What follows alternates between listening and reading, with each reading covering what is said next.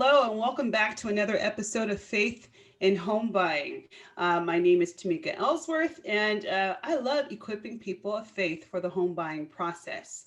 Again, I get to have my industry friend, Audrey Hutton of the Hutton Mortgage Team, join me this morning and talking about competition and loans and how to beat out the competition. But Audrey, give a quick hello to everybody. They should know you by now. Yeah, hey everybody, Audrey Hutton here, Hutton Mortgage Team. Always happy to be a guest for Tamika. She's so awesome. So honored to be here. Thank you. Yeah, excellent. And kind of how we do, we kind of open up with a little bit of, hopefully this is inspiration to somebody. I think that it will be. It's kind of nice this last Sunday, just the message that was given. I go to Vive Church. If you guys don't know that Vive Church, uh, vivechurch.org, if you want to know kind of even more, but with Pastor Adam Smallcomb and Kara Smallcomb. And it was a great message that just talked about wisdom and how important prayer is in our lives.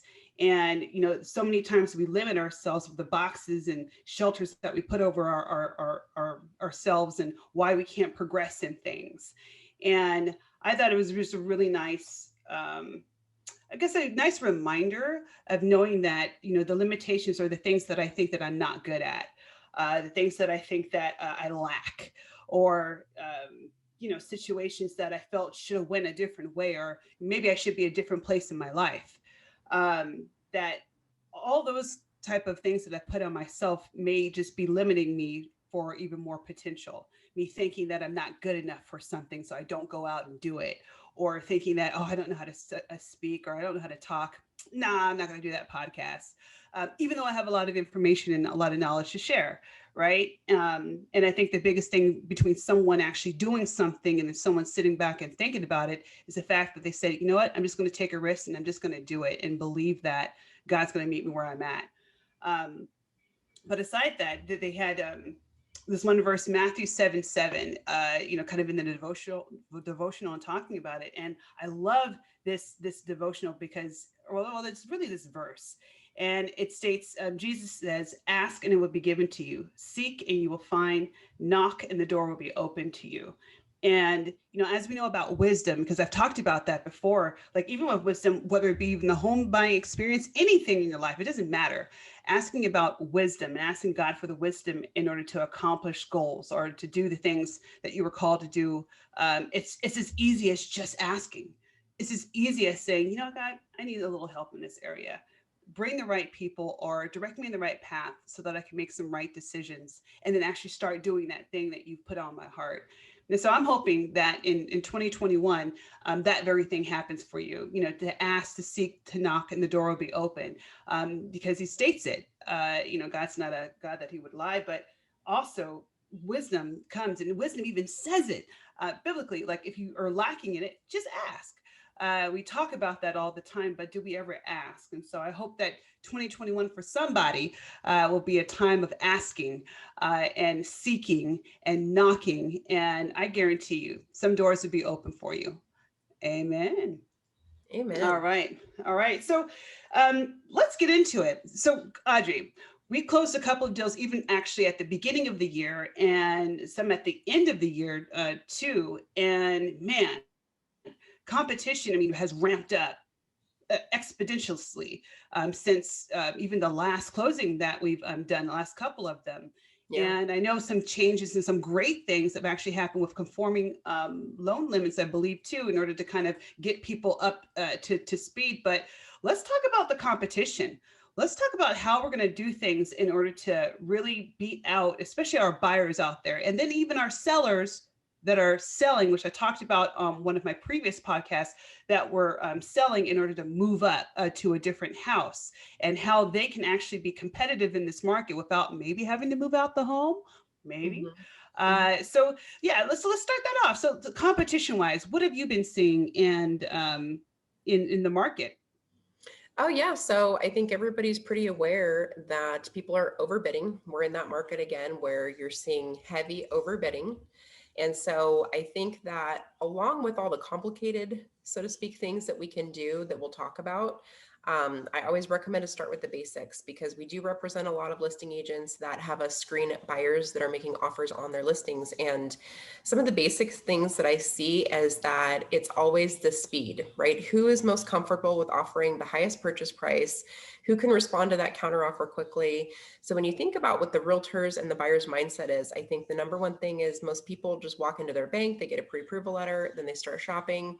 And then it's this education process of maybe you lose out on your first couple deals because you're not comfortable with that purchase price that you have to bid. Maybe you get beat out on that house that you absolutely fell in love with, because, you know, we actually see people lose by like $5,000 or $10,000, which is really heartbreaking. So I think the education upfront has to happen. The faster you get comfortable with those numbers, the better for you and the better you are equipping your realtor. So like Tamika, for example, is really good at letting us know what she needs to get them in contract. So that helps us as the lender say, okay, I know you were pre-approved for X amount, but to be realistic, you're going to need to be here.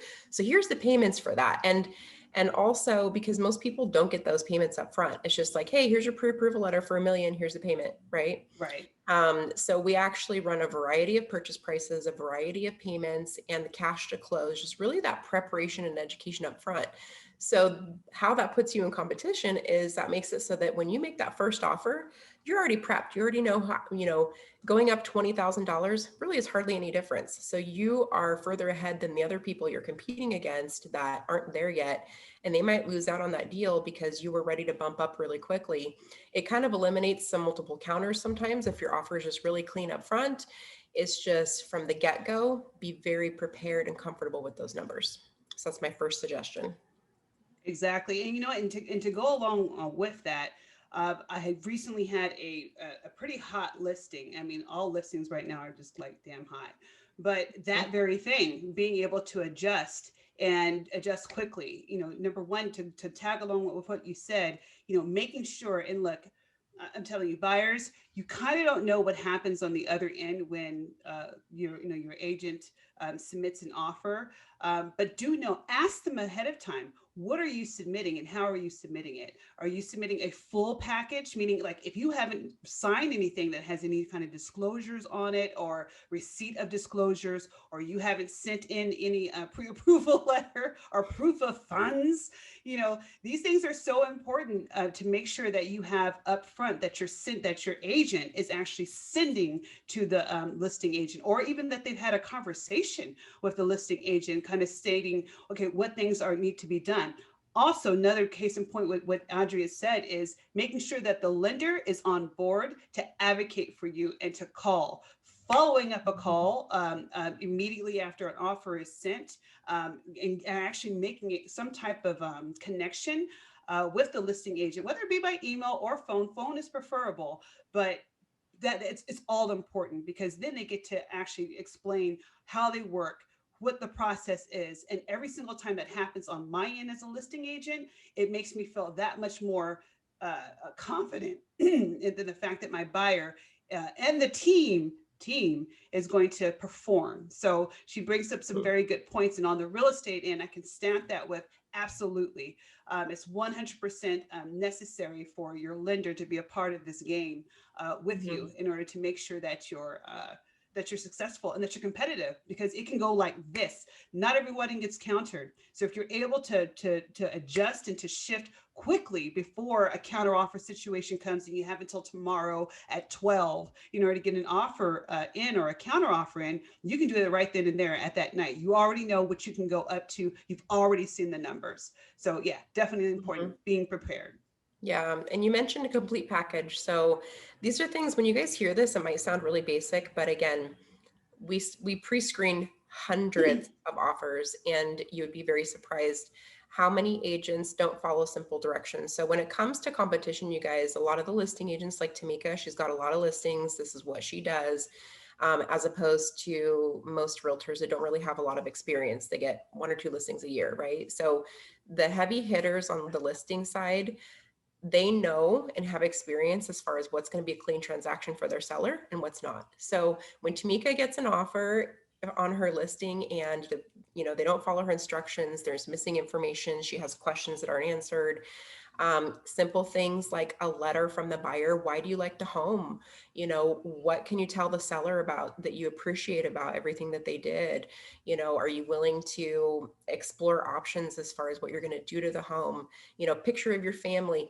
Those things, I know some people might think that they're cheesy, but it works, you guys. And all realtors know this. I don't know one realtor that hasn't heard that they should do that or help their clients, submit offers with that.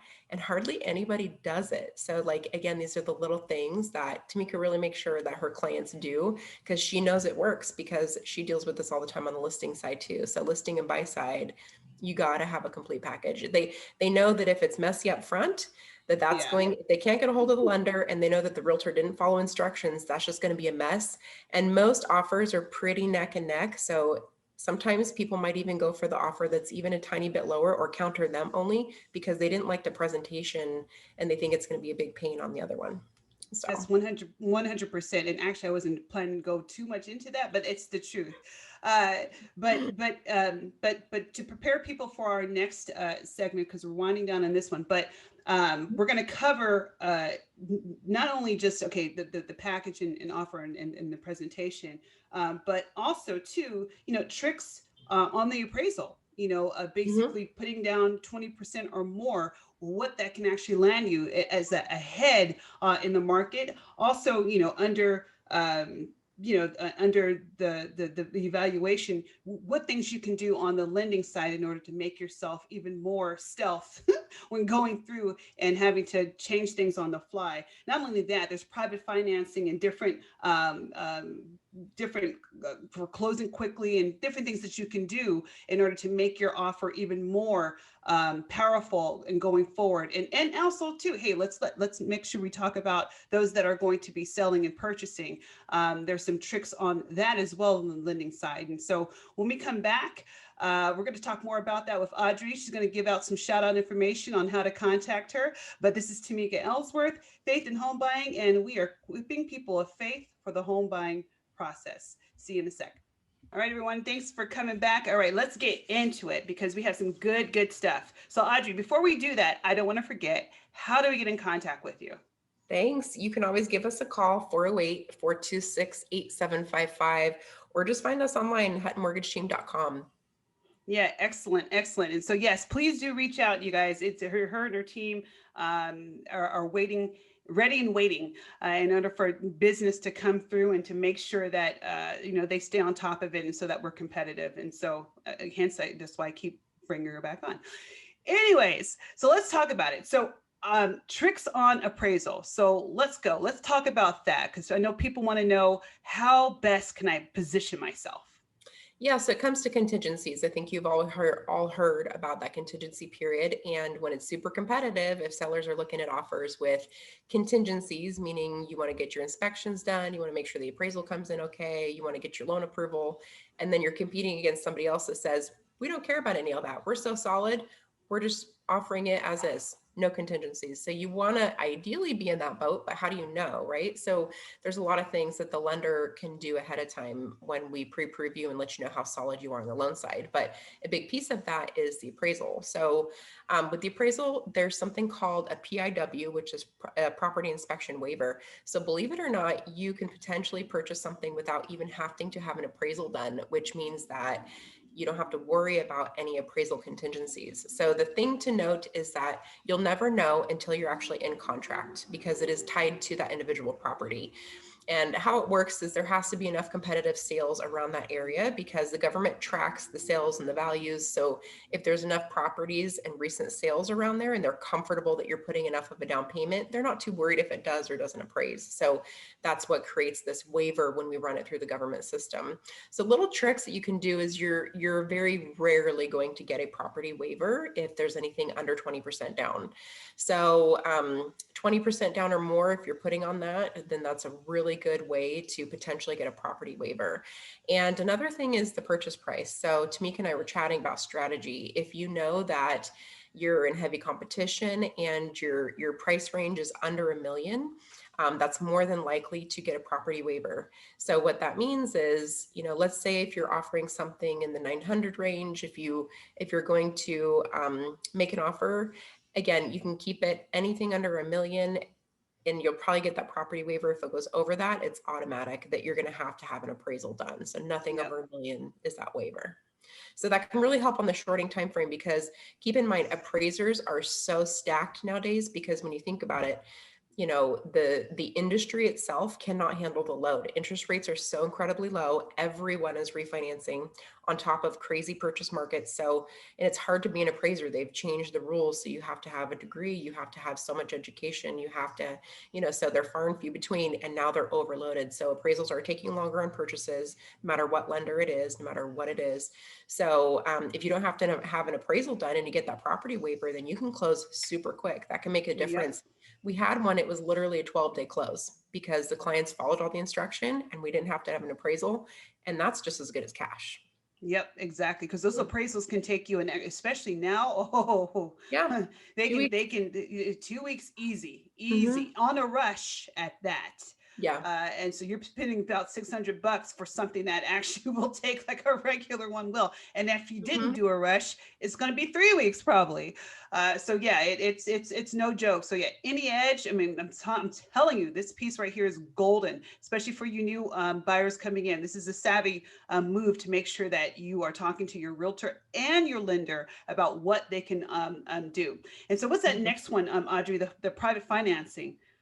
Yeah, Um, private financing. Yeah, this is something that not everybody's aware of, and it's not going to be the right fit for everyone, but it's right. important to talk about, because if you are up against heavy competition and you find that house that you're just like, I can't live without it.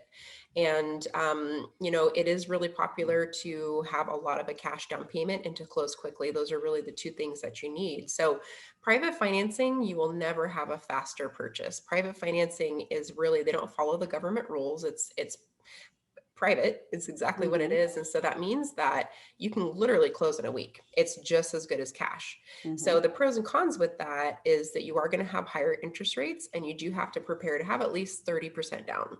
So it's not going to be for everybody, but if you are in a position to do that, if you were planning on putting 30% down anyways, then it just means a little more cash in a cost, because the rates are higher, sometimes between 9 to 12%. So the strategy with that is that helps you just get into the home. You have that payment for a month or two, and then you get out of it. We refinance you out of that as quickly as possible.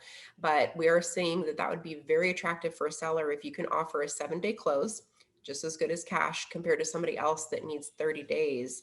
I Mm-hmm. mean, if your price is competitive, why would they not go with that if that's what the seller's looking for? Mm-hmm. Yeah, exactly. No, and those are little small, tricks. Again, I don't know if every lender is capable of doing it. I don't know if every lender is, and I don't think they are, because if that was the Mm-mm. case, I would have saw a whole bunch of them on my other ones. But that definitely is something that you want to do. And look, I'll put it to you like this: like, I know a lot of the big banks, they can't necessarily do this. They don't have the capacity to. So your Wells Fargo's, your Chases, your I don't know, you're just your big banks, Bank of Mhm. America's, they can't do it. They have other little small boxes that you can fit in, but certain things outside the box, in order to kind of give you a little bit of an edge, they can't do. So that's one of the reasons why I love direct lenders, even mortgage brokers as well, are those that can actually broker out deals, because they have a lot of just a much wider range and a plethora of items that they can choose in order to help whatever situation would fit you best. So I think that's Absolutely. great. And then lastly, kind of rounding out this, now for our people that are, which a lot of them are right now. I'm actually talking to one of them now that I'll be sending over to you, but selling their home in order to purchase another one. Mm-hmm. So there's a couple little tricks. Let's start with the basics, which is, Mm-hmm. again, a lot of lenders are not aware of this. They don't even know that it's possible, because the government actually does have a rule that if you're selling your home and it's in contract, you can actually show that the buyer that's purchasing your home has removed contingencies in good faith. Then the government says, we won't count that payment against you, right? So I will tell you though, most lenders don't allow that. They have overlays on top of what the government requires, because even though the government says that's possible, that lender doesn't want to take the risk of that because it's a higher default, right? People Yeah, would remove contingencies and move forward, and then what if that sale falls through? So it's right. liability to the lender. With us, we don't have any overlays, so we do allow that. So let's say if you have a jumbo loan, right, that's outside of government rules, what do you do? So we have plenty of products. It's a little bit more cash down, but if you have 30% down on the purchase that you're purchasing, as long as you have a listing agreement, so it doesn't even have to be on MLS, it's just a Mm, listing agreement signed with, nice. yeah, then we don't have to count that payment against you. So what that does is think about the mentality of you have this house to sell, you're nervous about purchasing something else until you can get that sold. So you're gonna have to strategize. This is why if you're thinking of making a move and selling your house, call Tamika sooner than later, not 6 months when you're ready to do it, because you will save more money strategizing ahead of time, because you're going to need cash still for the down payment. Even though we don't count that payment against you, it'll help your debt to income ratios, but you still need the down payment. So if you contact Tamika way ahead of time, we can strategize to maybe pull an equity line out of your existing home.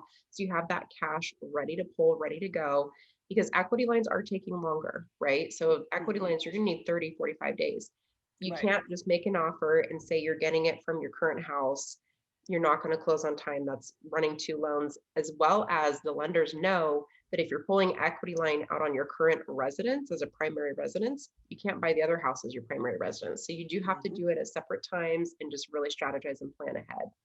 So, but it's a great product. So literally you guys can get your cash, have your down payment, make an offer and say, it's okay. We don't have to wait to sell my house. I can go in non-contingent and not have to sell my house because I have my down payment prepped and I qualify because that payment's not being counted.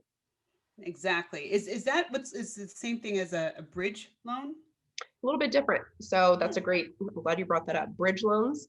Um, the one that I had talked about before, that's pretty relatively good rates and the fees are pretty darn low. A bridge loan is going to be expensive. A bridge loan actually Mm. secures two liens on your existing property and on the new property that you're purchasing. And it does count the full debt to income ratio for both homes against Oh, you. okay. But that's what you pay for if you don't plan ahead of time and get the equity line out, get your cash ready, because a bridge will let you pull immediately the cash out. But bridge financing, you're going to pay 3 points for that, and you're going to have super high interest rates, again, like around 9%. So preparation, you save more money. But can we do it last minute? Absolutely. Yeah, no, exactly. And I think all of those options are just so good. And like I said, I do have someone that I'm going to be speaking to today that I'm going to be sending over to you because they got to do that very thing, and which is great. But it's just things like this, you guys, and just to kind of conclude now that we're going down to an end. But I'm excited about the new things on how we're working in order to make things work. And honestly, because of COVID, stuff like this wasn't really happening, before. Kind of like, when we went through this process, what a couple of years ago, and it was crazy in the market. They had some tips and tricks, but not necessarily the appraisal type of issue or the Mhm. appraisal thing. That so this makes it even better in this time to even try to think outside the box and get into home ownership. So thank you again, Mhm. Audrey, for coming on and sharing that information. It's only 30 My minutes pleasure. now, but if you want any more information, do contact Audrey. Audrey, give me your information one time real quick. Thanks, 408-426-8755, and you can go to huttonmortgageteam.com. Excellent. And everyone knows, well, if you don't, I'm letting you know, but you could catch me at TamikaEllsworth.com. And that's ELLSWORTH